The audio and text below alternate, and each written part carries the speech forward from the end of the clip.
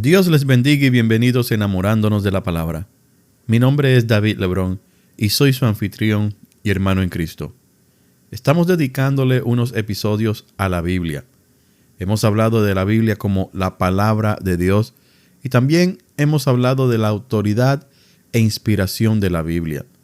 En este episodio hablaremos del origen y canonización de los libros del Antiguo y del Nuevo Testamento. ¿Cómo puede uno estar seguro de que la palabra de Dios escrita, revelada e inspirada, que fue reconocida como canónica por la iglesia primitiva, ha sido transmitida hasta este día sin pérdida alguna de material?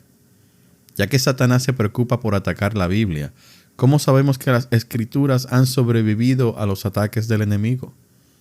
Para eso vamos a apoyarnos en el Salmo 107, versículo 20, que dice así en la Nueva Biblia de las Américas: Él envió su palabra y los sanó y los libró de la muerte. Dios Todopoderoso, te damos las gracias por acompañarnos en este estudio. Prepáranos, Señor, para la enseñanza de este día. Te lo pedimos en el nombre de tu Hijo amado Jesús. Amén. La palabra canon se usa para describir la lista de libros incluidos en la Biblia. Dicha palabra se deriva de una palabra griega que significa caña, que es una vara recta que servía como estándar de medida. En este sentido, hablar del canon bíblico es referirse a los libros que constituyen el patrón de autoridad dado por Dios y las enseñanzas que definen la fe y la práctica. Solo los libros inspirados por Dios deben ser aceptados como canónicos. Nuestra Biblia evangélica tiene 66 libros en total. 39 libros componen el Antiguo Testamento, mientras que 27 componen el Nuevo Testamento. Y quizás la pregunta más común en la mente de las personas es: ¿están todos los libros que deberían estar? Esta pregunta es seguida por ¿quiénes los escribieron? ¿Cuáles fueron sus fuentes de información? Miremos esto. Los primeros 11 capítulos de Génesis relatan hechos que se remontan al principio del tiempo. Los próximos 39 capítulos son conocidos como la historia de los patriarcas porque relatan la vida de los padres fundadores de Israel, desde el llamado de Abraham hasta el establecimiento de José y las familias de Israel en Egipto. Todos estos hechos están en Génesis, mucho antes del nacimiento de Moisés, quien escribió tal libro.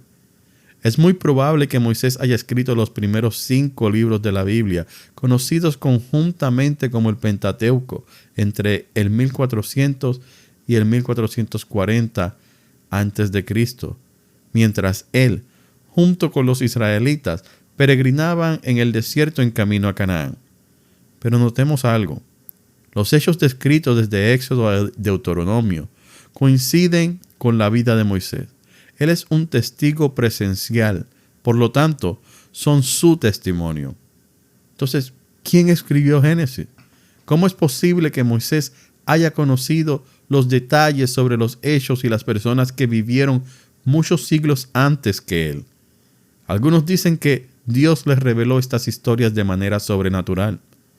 De esa manera, podemos decir que Moisés fue inspirado por Dios para describir los detalles históricos sobre personas, lugares, épocas e incluso conversaciones imposibles de conocerlas sin la revelación divina.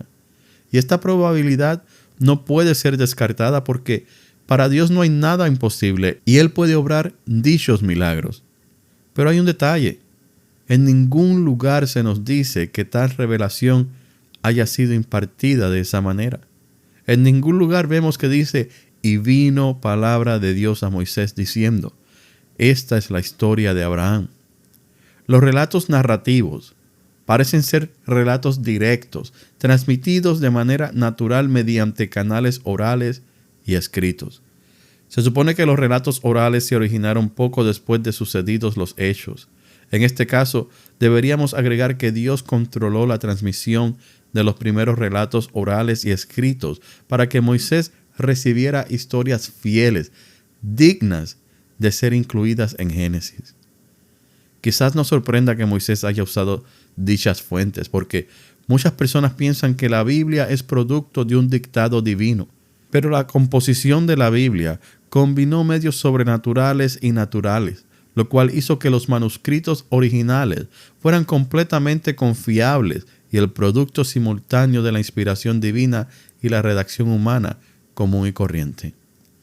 Esto no nos debe sorprender, porque Lucas, en el Evangelio según San Lucas, comienza diciéndonos de esta manera: puesto que ya muchos han tratado de poner en orden la historia de las cosas que entre nosotros han sido ciertísimas, tal como nos lo enseñaron los que desde el principio lo vieron con sus ojos y fueron ministros de la palabra, me ha parecido también a mí, después de haber investigado con diligencia todas las cosas desde su origen, escribírtelas por orden, oh excelentísimo Teófilo, para que conozcas bien la verdad de las cosas en las cuales has sido instruido.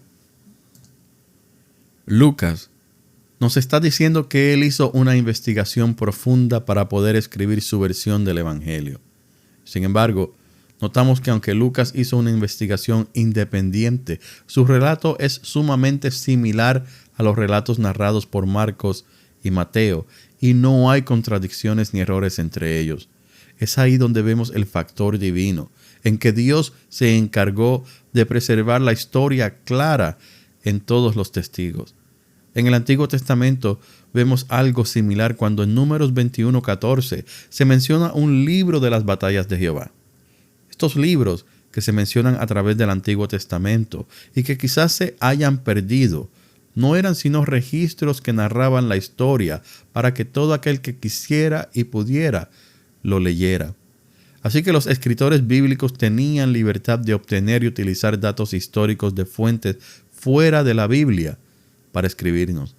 Así que es posible que Moisés pudo escribir acerca de sucesos que sucedieron mucho antes de él haber nacido, porque tuvo acceso a información de fuentes ya existentes, preservadas por Dios, para que Moisés, inspirado por el Espíritu Santo, escribiera. ¿Quiénes escribieron los libros del Antiguo Testamento? Interesantemente, los libros del Antiguo Testamento no tienen fecha ni información sobre los derechos de autor, aunque hay algunos que son identificados como escritores.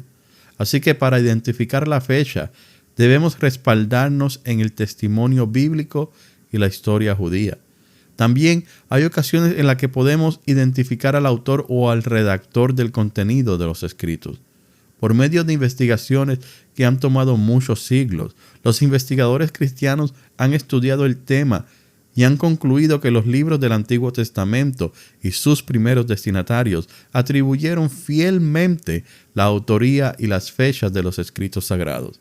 Siempre van a haber quienes se oponen a estas opiniones populares, y hay algunos que dicen que los escritos de Moisés no pudieron haber sido escritos por él, sino que fueron escritos unos 1000 años después de Moisés. También hay otros que llegan al extremo de decir que ninguno de los dos, Moisés o Abraham, existieron. Pero dichas teorías se han elaborado por el escepticismo de aquellos que dudan la existencia de Dios y por algunos anacronismos, que es la atribución a un hecho o suceso de una fecha distinta a la verdadera. El escepticismo en sí es un tipo de fe porque carecemos de pruebas para afirmar que Dios no existe o que si existe, no inspiró la Biblia. En cuanto a los anacronismos, es cierto que el Pentateuco ocasionalmente incluye nombres de lugares o términos que no corresponden a la época descrita y que hay términos que se comenzaron a usar cientos de años después de la muerte de hombres como Abraham.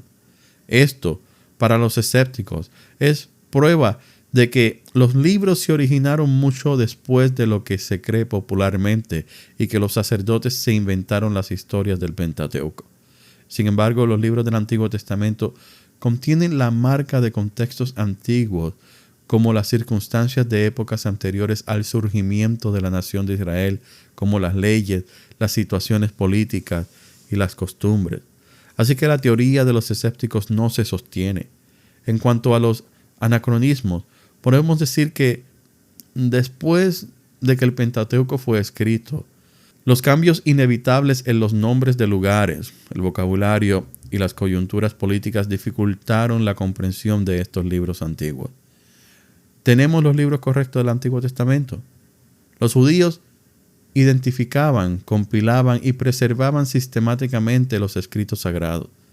Según el historiador Josefo, los judíos reconocían que la sucesión de profetas había terminado en el tiempo de Artajerjes, cuando los profetas posteriores como Ageo y Malaquías callaron sin dejar sucesores.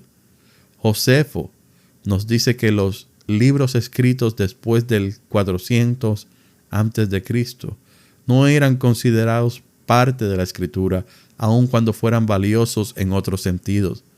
En el 164 antes de Cristo, Judas Macabeo recuperó y guardó las escrituras en el templo después de extinguidos los incendios durante la persecución de Antíoco. Los rollos permanecieron seguros por un periodo largo de tiempo que se extendió hasta el siglo I de la era cristiana. La identidad de las escrituras preservadas en el templo durante ese tiempo consistían de 22 libros clasificados como la ley o el Pentateuco, los profetas y los escritos.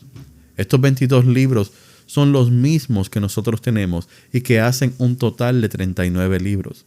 Ambos grupos judíos en Israel, los fariseos y los saduceos, aceptaban este canon de la escritura, aunque como les mencioné, los saduceos no aceptaban los escritos de los profetas ni los escritos. Unos siglos antes de Cristo, los judíos de Alejandría encargaron una traducción al griego de la escritura hebrea, que es el Antiguo Testamento, porque hablaban y leían más griego que hebreo. Es así como nace la Septuaginta, la cual fue la Biblia usada por muchos judíos y por los primeros cristianos. Por lo tanto, tenemos razones sólidas para creer que los libros del Antiguo Testamento incluyen solo la historia verdadera y que fueron escritos por hombres escogidos por Dios para llevar a la humanidad los escritos inspirados por el Espíritu Santo. Podemos decir que para el tiempo que Cristo vino por primera vez, los 39 libros del Antiguo Testamento habían sido ampliadamente aceptados por la mayoría de la comunidad judía, con la excepción de los saduceos, que solo aceptaban los primeros 5 libros y descartaban los otros 34 libros. ¿Y qué hay de los escritos del Nuevo Testamento? Los autores del Nuevo Testamento debieron ser personas reconocidas en la comunidad cristiana de aquellos tiempos. Las personas que caminaron con Jesús debieron reconocer que el autor había sido confirmado por Dios.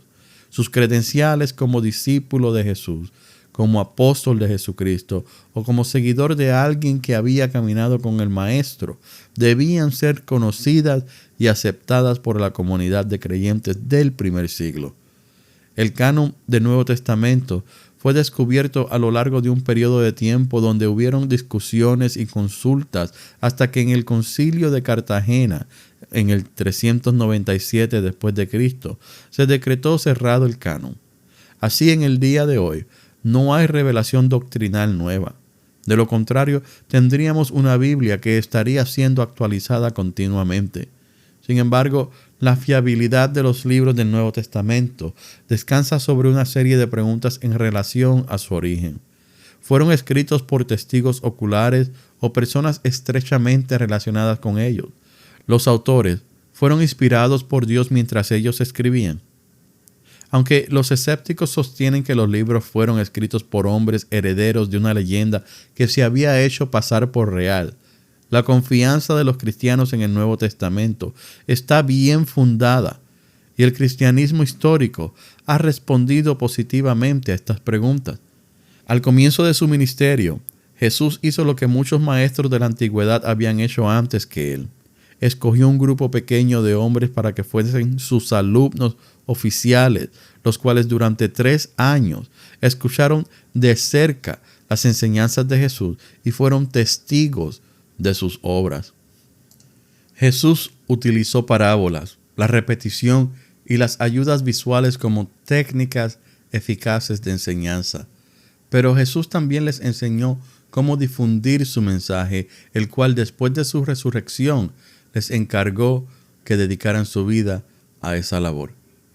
Aunque, como vemos en los evangelios, A los discípulos se les hacía difícil entender las enseñanzas. Ellos se dedicaron a la tarea de comprender las enseñanzas del Maestro, memorizándolas con precisión.